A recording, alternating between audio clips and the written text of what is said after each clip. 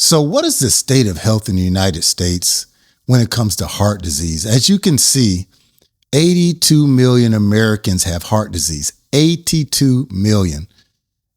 And as you can see, African American females and males have a higher percentage of heart disease compared to other ethnic groups. This is something that was very interesting to me. Look at that. African American females, almost 50% have some form of heart disease. And when I'm talking about heart disease, I'm talking about coronary artery disease. That's where you have a blockage in the vessels that go to your heart.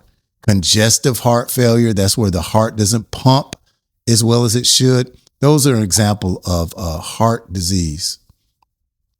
Now, as you can see here in the U.S., there's been a rise in the rates of diabetes in Black and Hispanic populations.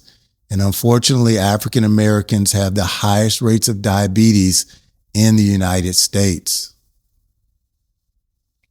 What does this all lead to? Well, the bottom line is when you have chronic health disease, you don't live as long.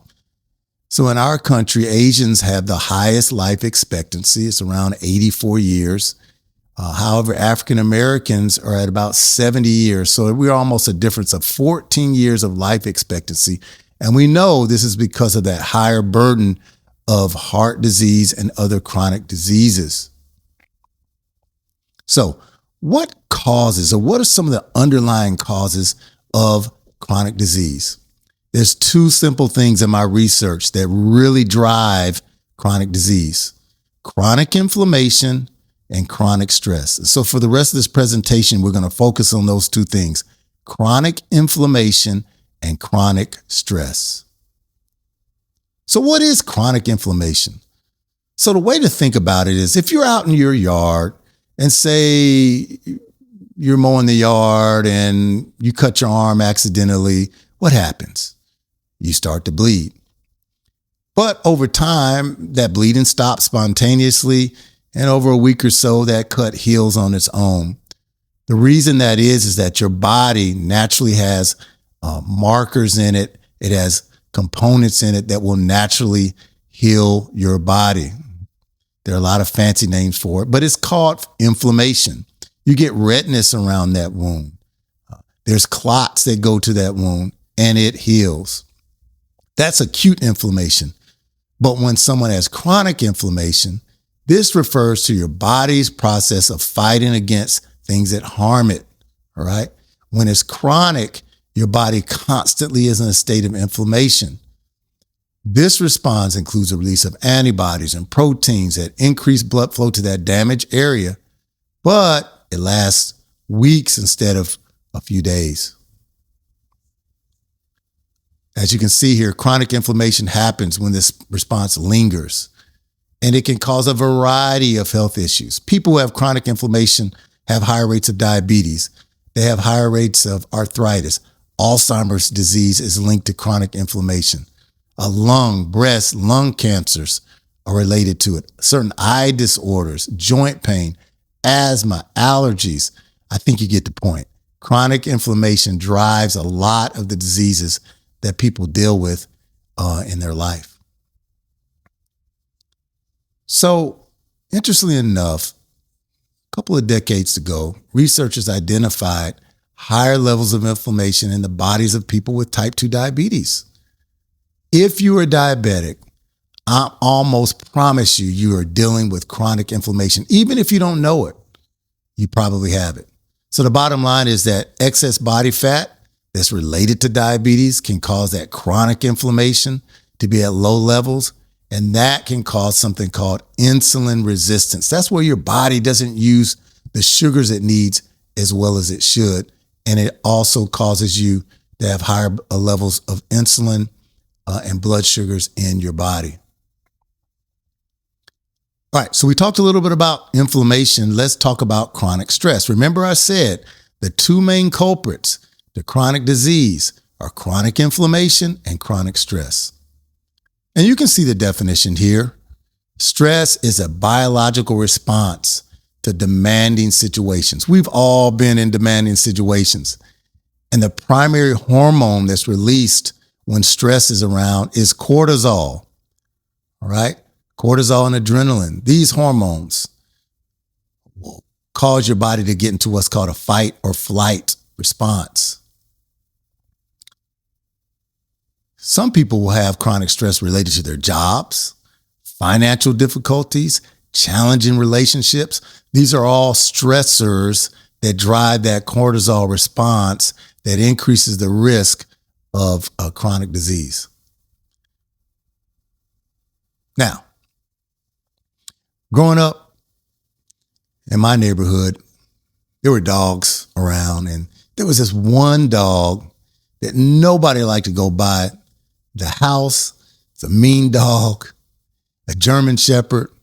And on a couple of occasions, the dog got out and he'd chase me and my friends and we'd run. That's called a fight or flight response. Our heart rate would go up. We'd run. You feel sort of tense. When that happens, there's a release of hormones in your body. That's what's called fight or flight.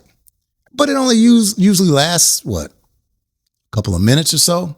Imagine if you were in a constant state of fight or flight. That is what chronic stress does to your body. It affects something called the HPA axis, which basically means your brain communicates with your adrenal glands, which communicates with the rest of your body, releasing that hormone, as I mentioned before, called cortisol. And as you can see, it leads to anxiety, depression, heart disease, nerve problems, digestive problems. Have you ever been in a situation where you feel anxious and you feel like, man, my gut's growling here. I feel like I got to go to the bathroom. Cortisol, chronic stress can cause that. And then it also can elevate your blood sugars as well when you're dealing with chronic stress. Now, this is a key that I want you to understand. There is a disparity, a racial disparity when it comes to inflammation and chronic stress. This is why these medical conditions exist more commonly in our community. It's really important to understand. There's studies out there that show that Black adults have higher levels of inflammatory markers compared to white adults. In other words, they have hormones, markers in their body that cause a buildup of inflammation in the system, which causes the blood vessels to be more hardened. It causes heart disease, which increases the risk of diabetes. There is a disparity. There's even some unique studies that suggest that systemic racism may even contribute to inflammation. Check this out. Really, really interesting study where they found that they did some MRI studies in a, quote, high discrimination group. And they found that those MRI studies of the brain showed that those individuals who were in that chronic fight or flight response, just like I mentioned before about running away from that dog. If you're in a chronic fight or flight stress response, it causes you to have more inflammation. That's more common in African Americans. Chronic stress. Again, we bear more of a burden of chronic stress. And as you can see from this article, there's some evidence to suggest that U.S.-born Hispanics and African Americans have higher levels of stress than whites and foreign-born Hispanics. And we think that that may explain why some of these groups have poorer health than other racial groups. This is the bottom line. And again, it's really important to understand. Groups that are historically marginalized are more likely to carry an excessive burden of chronic stress and inflammation associated with cortisol dysfunction. The bottom line is it's baked in the cake. The reality is we deal with more chronic stress and inflammation, so we've got to figure out a way to manage it better. And that's what this whole talk's about. I'm going to give you some tools to beat chronic stress, to manage inflammation in your body so you can live healthier and happier. And not only that, you can pass this information along to your kids and your kids' kids so we can reverse this reality of these health disparities that exist in our community. So, how do we conquer chronic disease? As I mentioned, there are two culprits: chronic inflammation and chronic stress. Again, chronic inflammation and chronic stress. This is what I call Dr. D's cortisol balancing lifestyle plan. A lot of research behind this, but this just gives you a real straightforward template of how you can change your lifestyle. Listen, I'm not talking about throwing a bunch of pills at you. I'm not against medicines. I prescribe them all the time, but we have to change our lifestyle and use medicines when we need it. But if we can really get our lifestyle in place, a lot of these chronic medical conditions can be better managed. So as you can see up top, we have some anti-inflammatory smoothies we're going to talk about. Fluid intake, how do you manage that? We'll talk a little bit about chicken bone broth, some real interesting research on that. And then around the plate in the middle, you can see various areas that have been shown to bust chronic stress and inflammation in your body. We're going to talk about all of those. Sleep is important. We'll spend a few minutes on sleep. We'll talk some about some supplements and minerals out there that help with chronic stress and inflammation. And then, of course, physical activity. And on top of all of that, I'm going to spend some time talking about kingdom health principles. They are certain spiritual health principles that if you implement those in your life, it undergirds the health habits that you're trying to implement. So all that taken together can really help revolutionize and change your health. Okay, so let's go through my lifestyle plan here. First, you want to implement more fish and shellfish into your lifestyle. Fish and shellfish have something called omega-3 fatty acids. There's a lot of research looking at omega-3 fatty acids and their impact on inflammation. And on average, you want to try to put in about fish and shellfish into your lifestyle 2 to 3 times per week. I've given you a list of some of the high potency natural omega-3s that you can add to your lifestyle. Salmon's a real big one. Hey, I'm a real big salmon and tuna guy. Just because I know the more of it I eat, the more omega-3s that I'm getting into my body. The reason I mentioned 2 to 3 times per week is that some fish that have a lot of fat in it can have some mercury content. So you want to be careful about doing too much fish. But in general, 2 to 3 times per week is adequate for most people. Multicolored vegetables. So this is the other part of my lifestyle plan. Listen, the more plant-based you eat, listen to what I'm saying. The more plant-based that you eat, the healthier you will be. Bottom line. And choose what you like. Collards. Man, I love me some collard greens, right? You got to watch all the grease in it and the fat in it. I get it, but collards are great. A great source that you can choose from. Some of you guys who are into avocados, pick that. Zucchini, green beans, cabbage, peas, squash, tomatoes. There's a list of those. The bottom line is eat the rainbow. Whatever you like to eat, include 2 to 3 servings of some sort of plant in your diet. The more plant-based that you eat, the less inflammation you will have in your body. Guaranteed. Fruits. You know, fruits get a bad rap, especially if you have a blood sugar issue. Sometimes you have to be a little careful with that. But there are fruits out there that are called low glycemic. And all that means is that when you eat that fruit, it doesn't tend to spike your sugars as much as other types of fruits. So the fruits that I've listed here are all low glycemic. So you want to avoid things like a lot of bananas. Those are high glycemic. It will cause your sugars to go up rapidly. But do berries. Berries are packed full of antioxidants. They're good for brain health, heart health, joint issues. I'm really, really big into those. So do strawberries, blueberries, blackberries. The stone fruits, which are cherries, peaches, those are very good for you as well. And you have other choices there. You can do citrus. Some of you guys who are citrus, guys, ladies who are citrus lovers, implement that when you want to do about 2 to 3 servings per day. Okay. So again, we talked about the fish. We've talked about eating the rainbow, eating as many plants as possible. We're adding the fruits and vegetables to your diet as well. All of those increase those antioxidants that lower inflammation. All of these lower inflammation in your system. Whole grains and pasta. All right. We all love pasta.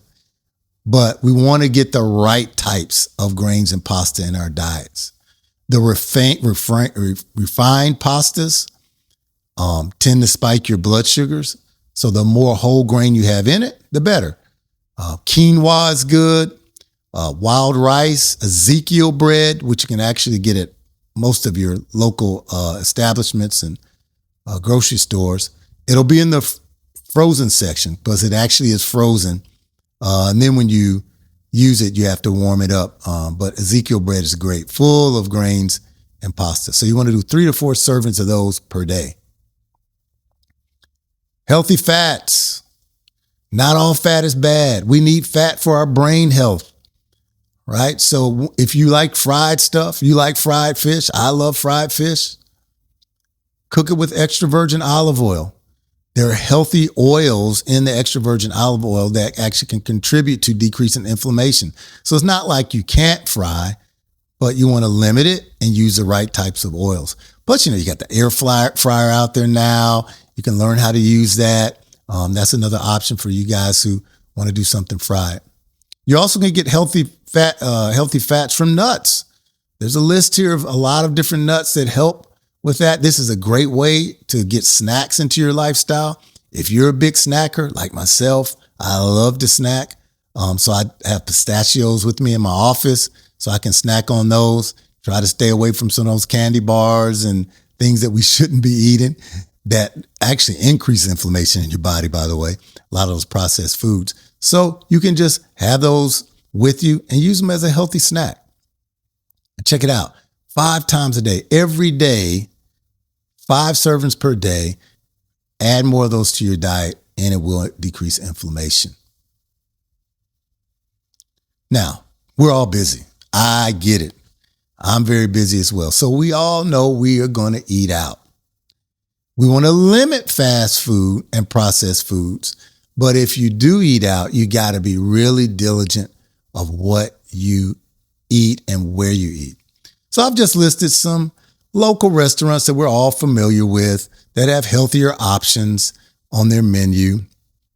Most menus now have healthier options. It'll be down as a light fare, but just make sure you're real conscious about eating out and processed foods because most processed foods have a ton of inflammation in it. Again, most processed foods have a ton of inflammation in it. So that's why you want to do more plant-based, try to prepare your meals. But I get it.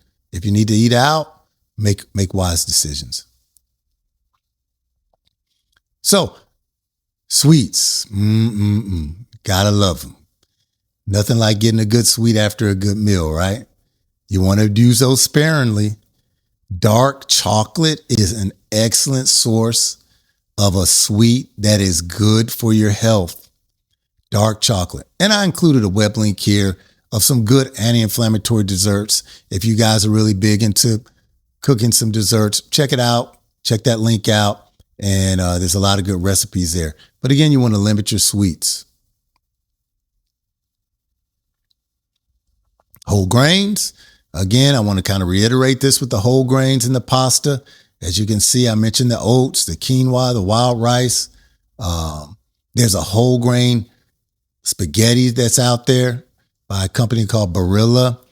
There's all different kinds of whole grains by different companies. But those spaghettis, if you're a real big spaghetti person, you can eat whole grain spaghetti. And check it out. I do that myself. It takes a little while to get used to it. But once you do, I mean, it can really, really add a lot of fiber to your diet. So yeah, definitely look at doing that. Proteins. Okay, so I talked about fish, which has protein in it. Now I want to talk about other things that add protein to your diet. Eggs are a source of protein. So many times eggs get a bad rap. They are full of healthy proteins. Now, should you be eating 5 or 6 eggs per day? No. Should you be cooking in a lot of butter and grease? Probably not. But it is an option to add if you like eggs. Certain cheeses are good. You people that are yogurt lovers out there. And then on the meat side, you want to go lean. That's the bottom line. Lean is better. So turkey, chicken breast, 95% ground beef. You can do some of the red meats, but just limit it, limit your red meat, do more of the healthy fish, turkey, chicken breast. You want to have protein in there that supports being more plant-based. Think about this. I want you to eat more plant-based and make your meat a side dish. Most of us, the meat is the main dish and the veggies is a side dish. Flip that around as you do your meal planning, and it will decrease inflammation in your system. Beans, 2 servings per day. Lentils, black beans, kidney beans, chickpeas, those are full of anti-inflammatory properties. So that is another thing in my lifestyle plan, my lifestyle lowering plan, my anti-inflammatory diet. Okay, so those are the things around your plate that you want to include in this lifestyle plan. Now we're going to shift gears a little bit and talk about things you can add to that foundational diet that can help you live healthier and decrease inflammation. Anti-inflammatory smoothies. Smoothies are so popular. There's different kinds of blenders out there. So if you're, on the go, especially in the morning, smoothies are really great to do because you can spin it up real quick. Eat your smoothie, out the door you go. This is one I recommend a lot through my practice. It's the blueberry power smoothie. 1 cup of baby spinach, 1 cup of frozen blueberries, 4 to 5 fresh strawberries. Add a cup of vanilla or regular almond milk. If you don't do regular milk, blend it up, and there you go.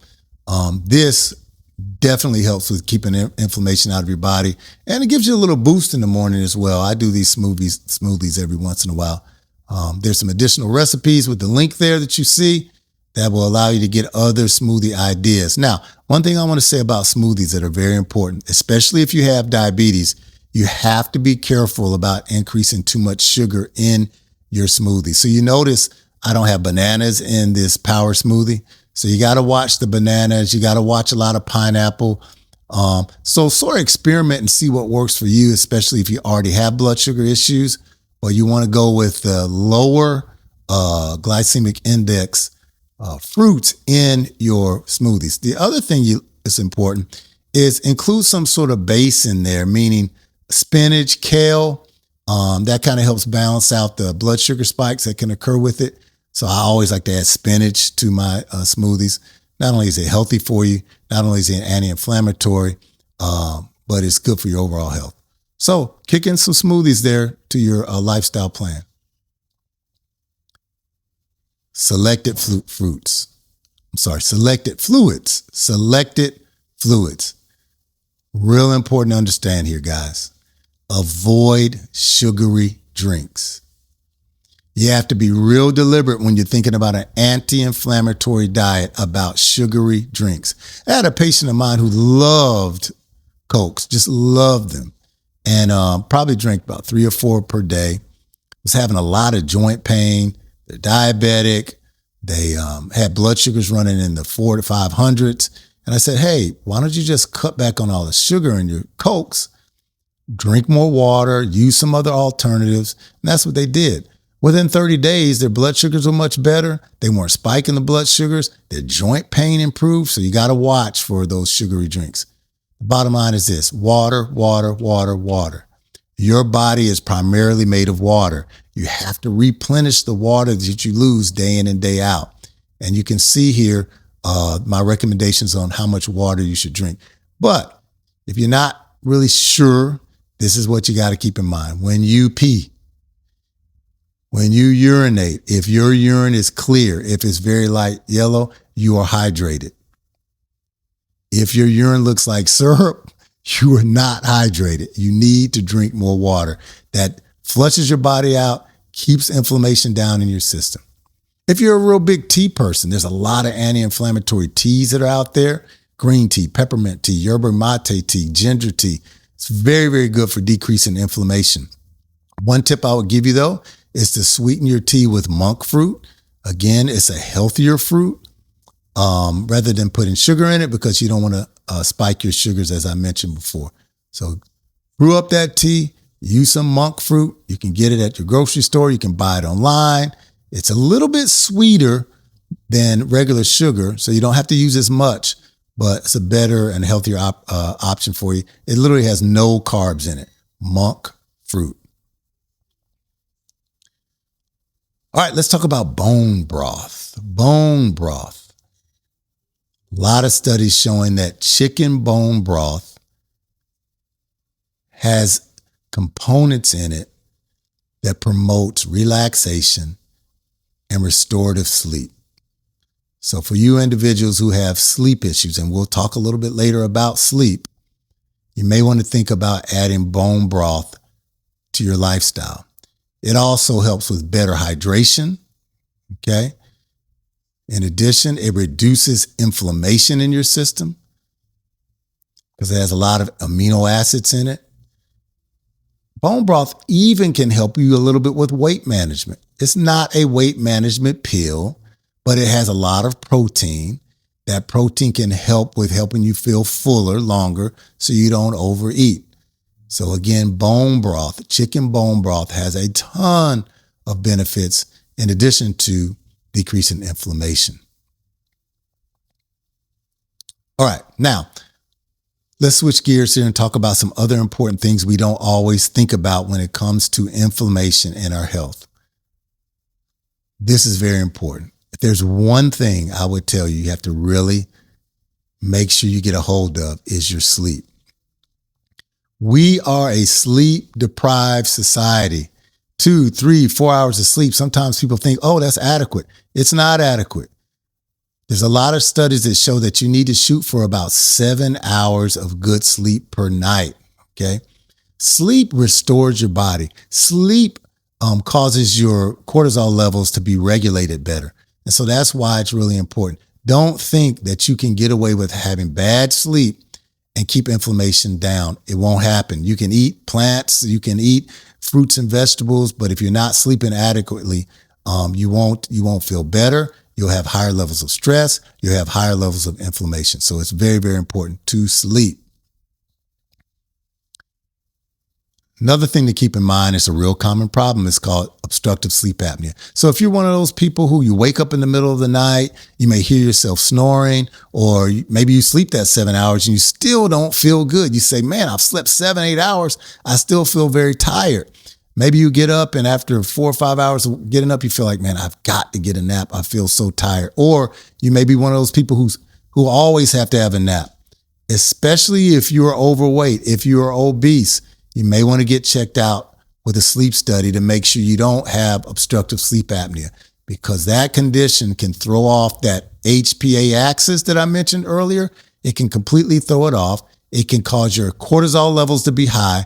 So even if you're trying to do a lot of good things in your lifestyle, if you have sleep apnea and you haven't identified it and treated it, it can affect not only your sleep, but your overall health status. Obstructive sleep apnea causes high blood pressure. It increases the risk of abnormal heart rhythms. It increases the risk of stroke, heart disease. Bottom line, if you have sleep apnea or if you think you have it, get it checked out, go to your doctor, get a sleep study done. Okay, here's some sleep hygiene tips, guys. You want to get a good sleep schedule, right? So try to go to bed and wake up at the same time every day, including on weekends. Your body has an internal clock. And if you stick with that clock, you'll be able to get better sleep. Even if you're a third shift person, make sure that you keep that same schedule. Create a nighttime routine, all right? Don't be all wired up and then just hop in the bed. Make sure you get an opportunity to unwind, relax, and avoid those electronics and bright lights. I know we're always on our phones, but the blue light from that actually affects your sleep. So you kind of want to wind down, tone that down. Don't have that blue light in your face and then try to go to sleep. Create a good sleep environment. You need to have comfortable bedding. Keep your room cool and dark. How many times have you had the room hot and you're pulling off the bed sheets and you feel real warm? It needs to be cool. Ideally, you want your room to be around 68 to 69 degrees. Cool, very cool, because it naturally allows your body to go into that good restorative sleep. And then try some relaxation techniques, meditation, deep breathing. That helps reduce your cortisol levels. I'll talk a little bit later about some deep breathing exercises you can do to try to relax yourself. And then finally, you want to limit alcohol, limit caffeine, especially before bedtime, because it will throw off your sleep cycle.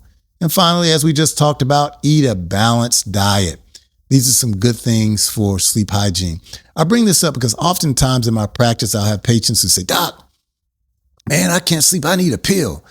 Doc, I need this pill. I saw this commercial." Well, sometimes we have to use those, but a lot of times you just have poor sleep hygiene. So if you can get your sleep hygiene together, try that first, then add on a medication if you need to. There's some herbals I'm going to talk about in a few minutes that also can kind of help relax you and help with sleep hygiene as well.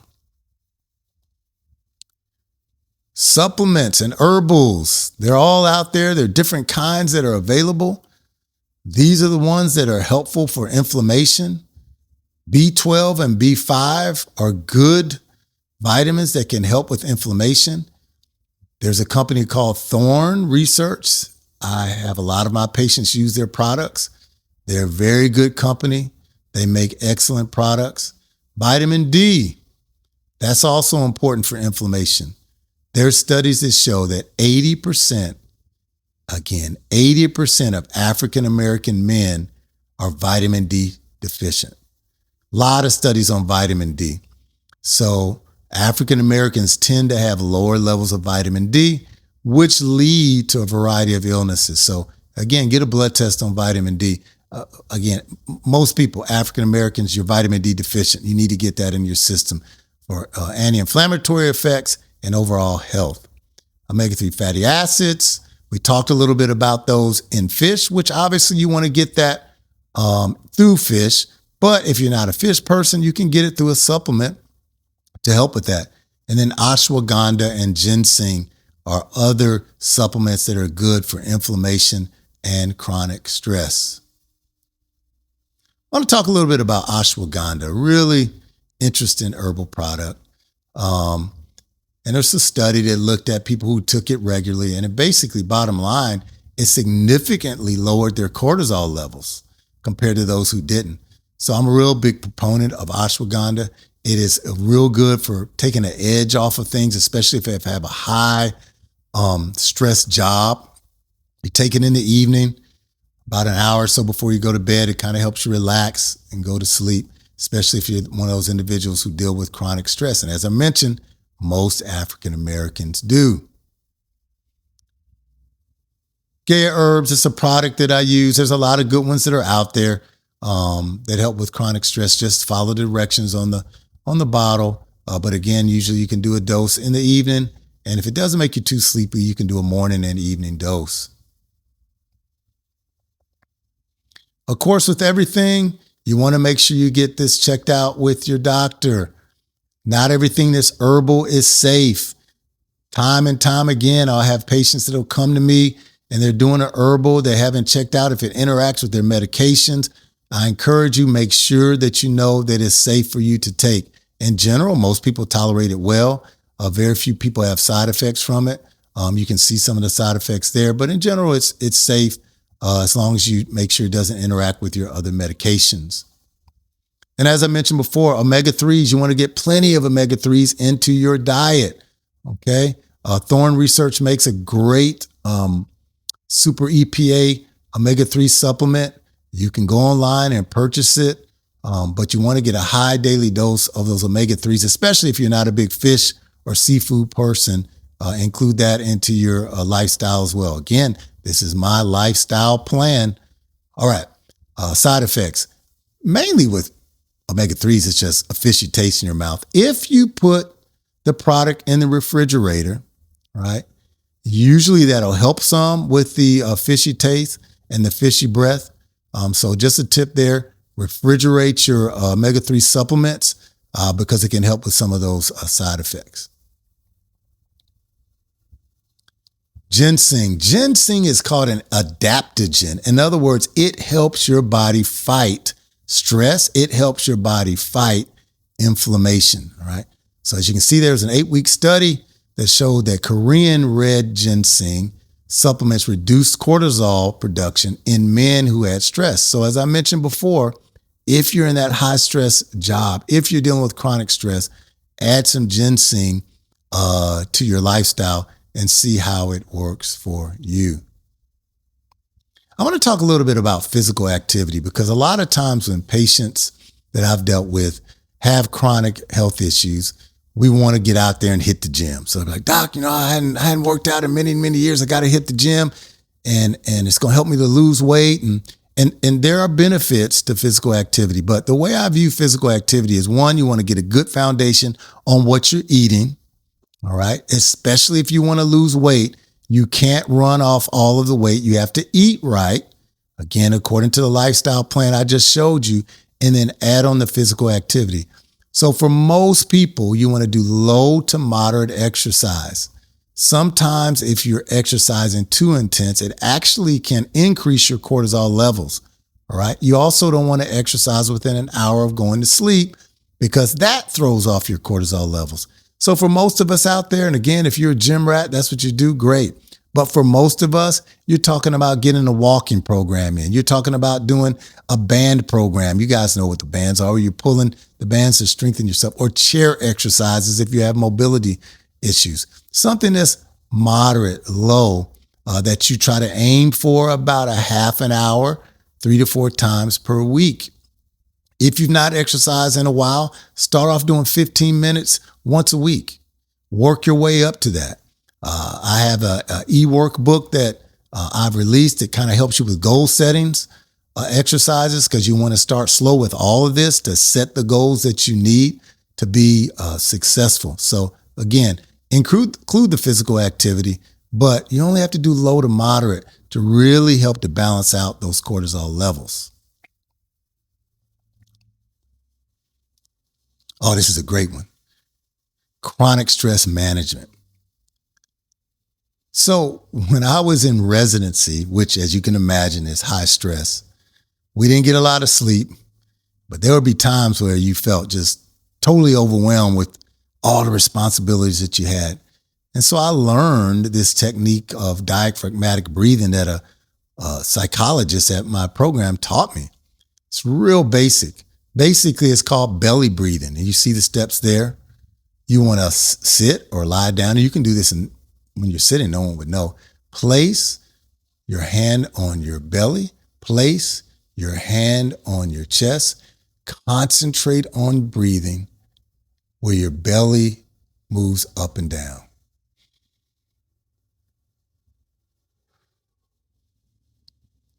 Breathe in through the nose for 4 seconds.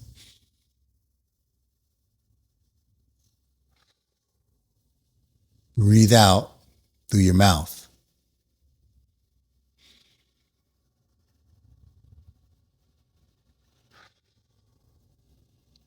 And you simply repeat it. You should feel your hand go out as you belly breathe. That you can use even when you're in a stressful situation that's acute.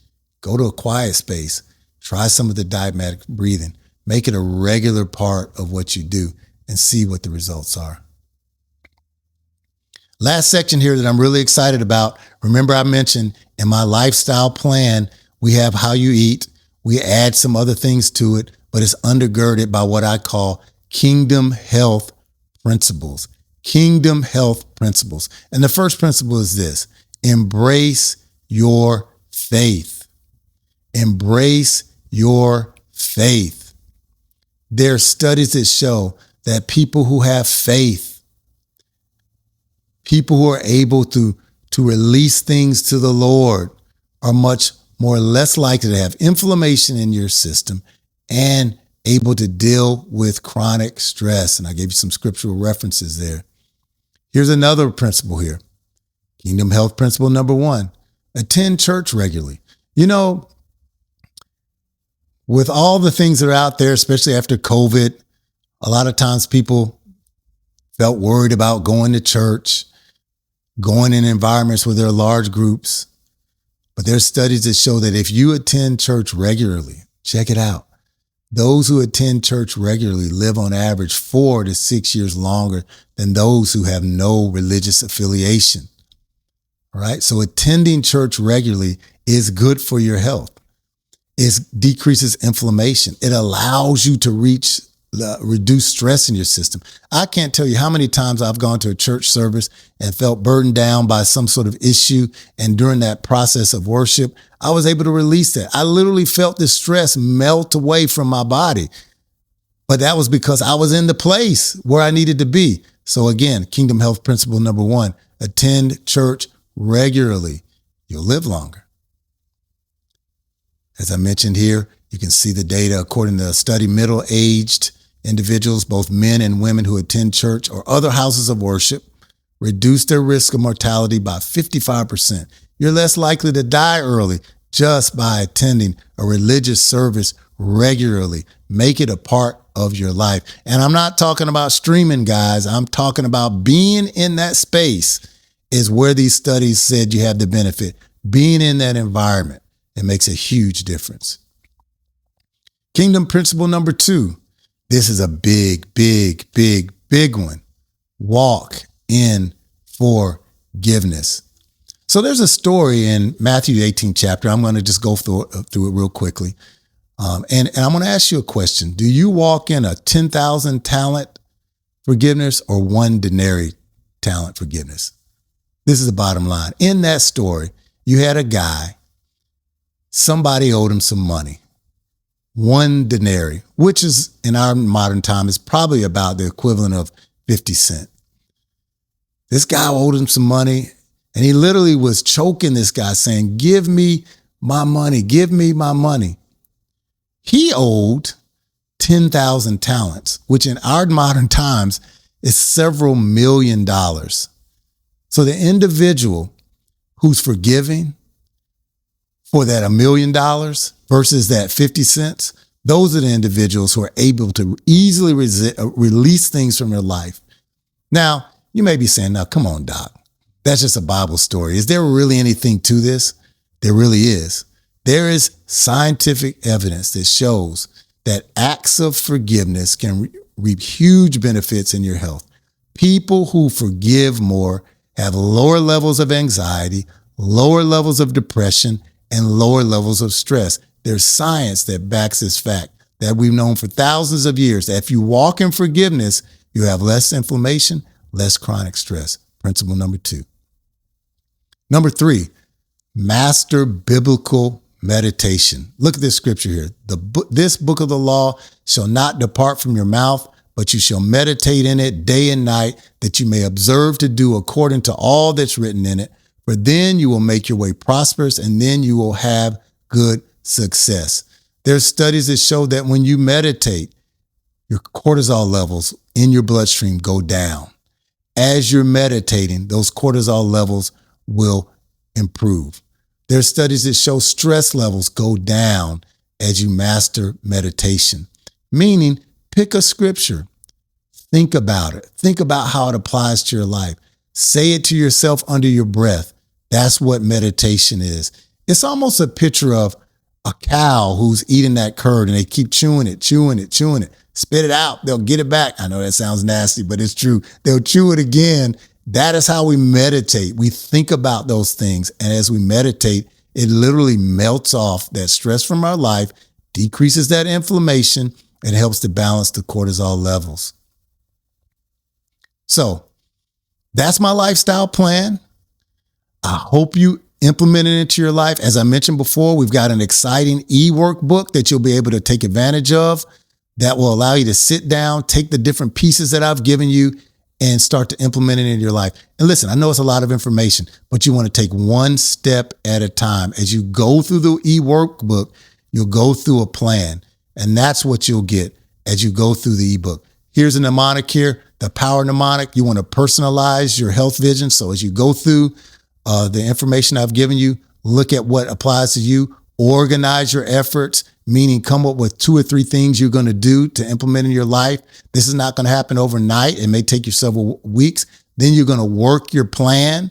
So once you come up with the tips, say, these are the plans I'm going to implement. And when you fail, and you will, You're going to drop off. You're going to be riding down the street and a burger place is going to be there and you're going to eat too much meat that you should, but that's okay. If you fall, get back up. The average person who makes permanent change will fail 8 times. You just have to keep working it, work it. And before you know it, it's a lifestyle. And then when you're successful, energize your efforts. Reward yourself for what you do. Energize your efforts.